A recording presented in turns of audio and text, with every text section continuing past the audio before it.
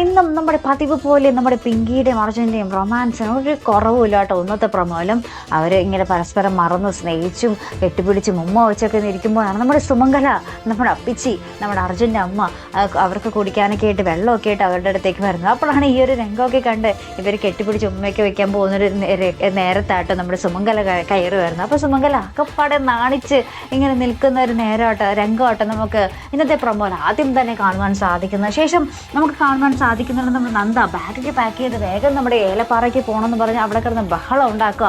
അവിടെ രാധികാമ്മ എന്തോ വലിയ വീഴ്ച പറ്റി അപകടത്തിൽപ്പെട്ടിരിക്കുകയാണ്. എന്നെ ഒരു അമ്മയില്ലാത്ത കുറവായിട്ട് വളർത്തിയെടുത്തത് രാധികാമ്മയാണ്. അപ്പോൾ രാധികാമ്മയ്ക്ക് ഞാൻ മാത്രമേ ഉള്ളൂ, എന്തെങ്കിലും അപകടം ഉണ്ടെങ്കിൽ ഞാൻ മാത്രമേ ഉള്ളൂ, ഞാൻ എന്തായാലും പോകണം എന്നൊക്കെ പറഞ്ഞ് നമ്മുടെ നന്ദ ബാഗൊക്കെ പാക്ക് ചെയ്ത് പോകാൻ നിൽക്കുന്നൊരു രംഗം കേട്ടോ നമുക്ക് കാണുവാൻ സാധിക്കുന്നത്.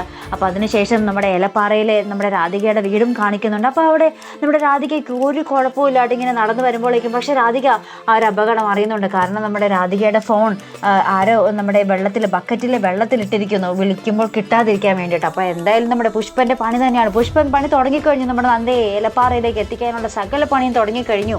അപ്പോൾ ഇനി വരുന്ന എപ്പിസോഡുകൾ വളരെ സംഘർഷപരമായ മുഹൂർത്തങ്ങൾ തന്നെയായിരിക്കും. നമ്മുടെ നന്ദ ഏലപ്പാറയിൽ വന്നാൽ പിന്നെ പുറകെ അപകടങ്ങളാണ്, പുറകെ ദുരന്തങ്ങളാണ് നമ്മുടെ ഇന്ത്യ വരത്തിൽ ഇനി വരാൻ പോകുന്നത് കേട്ടോ. അപ്പോൾ എന്തായാലും നമുക്ക് നോക്കാം, കാത്തിരുന്ന് കാണാം. അപ്പോൾ ഇതുപോലുള്ള പ്രൊമോ റിവ്യൂസിനും എപ്പിസോഡ് റിവ്യൂസിനും ഒക്കെ നിങ്ങൾ മറക്കാതെ ചാനൽ സബ്സ്ക്രൈബ് ചെയ്യുക. അടുത്തൊരു വീഡിയോ വരുന്നത് വരയ്ക്കും ഗുഡ് ബൈ.